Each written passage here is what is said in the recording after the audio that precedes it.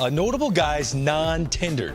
Alberto Mora Jr., who John Paul Morosi was talking about, Archie Bradley, David Dahl, Adam Duvall, Maikel Franco not back with the Royals, Jose Martinez, Mazara's just 25 years old. And there you see Carlos Rodon. And I know John Paul brought it up, and he connected the dots to our big left-hander here, who's in Studio 3, Dan Plesac, who's a former first-rounder out of NC State, much like Carlos Rodon. I got to get your thoughts on what you think about him. Do you think the days of him being a front-line starter, which is how he was sold coming out of college, are over? Is he a reliever in the future? If you're going to give some counsel to a front office, and they're asking your thoughts on Carlos Rodon, and should we sign him, what would you say? I don't think he's a reliever, and this is why I'm going to say he's not a reliever. He's had some issues staying on the field the last 4 or 5 years. Tommy John surgery, he's had some shoulder issues. The last thing when you have a guy that's had some injuries, and there's the list of them, is getting up once or twice, not getting in games, sitting down, and then doing that all over again a day or two later. It sounds easier said than done, and every organization says, hey, our manager's great at finagling a bullpen, so that's what we'll do. We'll use him like in short spurts, and we'll give him enough time off. But you know what? The season starts to add up on you, and that sounds good in theory, but it's really hard to do that. Greg, he hasn't forgotten how to pitch. The injuries, I think, have taken his confidence away. The one thing, and it may have led to Rick Renteria dismissed as a manager with the White Sox, the White Sox were trying to win that division the last week of the season.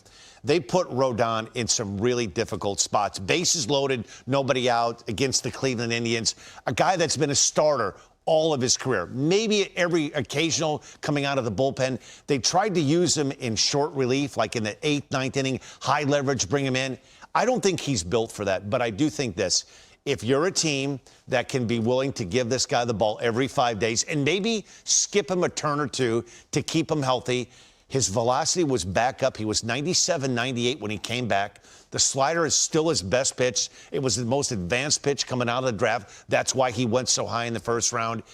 I don't think he's forgotten how to pitch. I think he needs to get with the right team that's going to be patient. Don't expect 200 innings, but give him some space. 3 or 4 starts, miss him a start. Couple teams jump out, okay?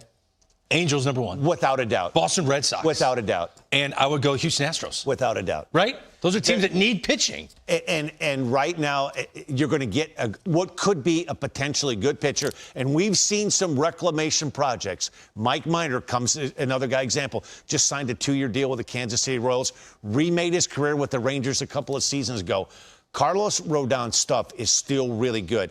He's lost a little bit of confidence, maybe some confidence in himself physically, but he's a guy worth taking a flyer on. Archie Bradley bums me out. One of my favorite people in the game. I mean, you're getting a character guy if you sign him. He's just a lovely human being. He smiles all the time.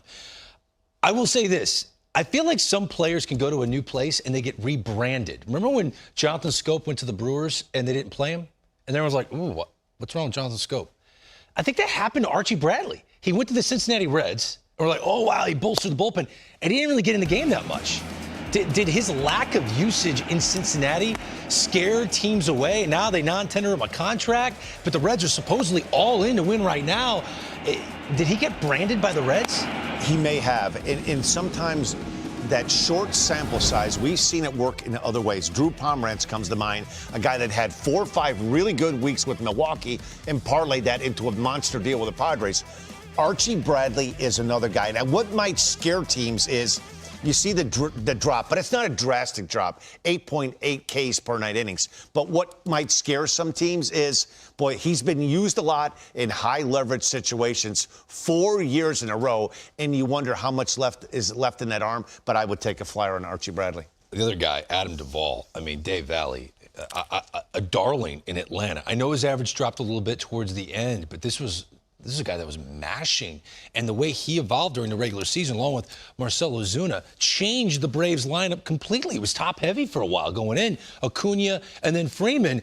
I was a little surprised to see him non-tendered a contract. Well, to me, he was a big part of why the Braves had such a great offensive team, arguably one of the best offensive teams in baseball. But this guy, you look what he's done over a 2-year period, 26 home runs in 310 at-bats. Let me say that again, 26 home runs in 310 at-bats, and he hits righties and lefties. Well, you might be thinking, well, maybe he doesn't play on the other side of the ball defensively. No, he does. He's actually a plus defender out there in left field.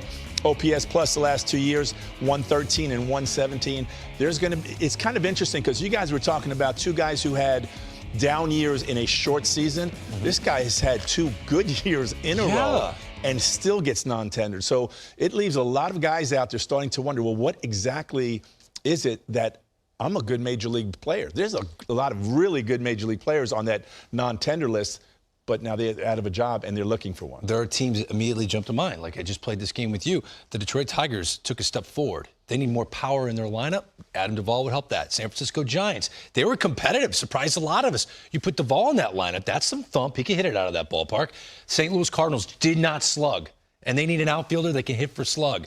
He would be a perfect fit for them as well. So it's a game we play. There is one player that was not. It's hard. It's not easy to always find power out there either. Right. There is one guy to me that I would pounce on if you're looking for an outfielder.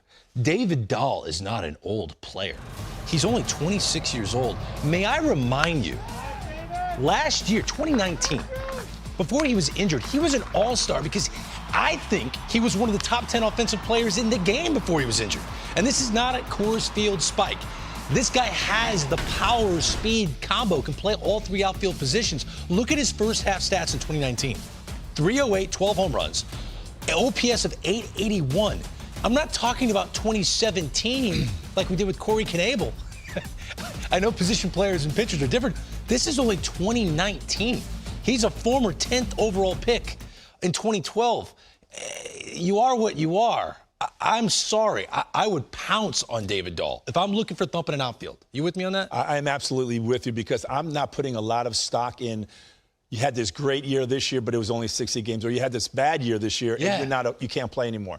I think teams need to look back on what their production was in 2019 and try to assess what they're going to be bringing in 2021. And a guy like Duvall and Dahl, both of these guys, if you're looking for some offensive force in your lineup from the left side or the right side, both of those guys would be a great addition. Or if you just want to play a prank on your play-by-play guy and sign both of them and hit them back-to-back in the lineup, Duvall and Dahl. It was not easy to say. that would be a tough thing.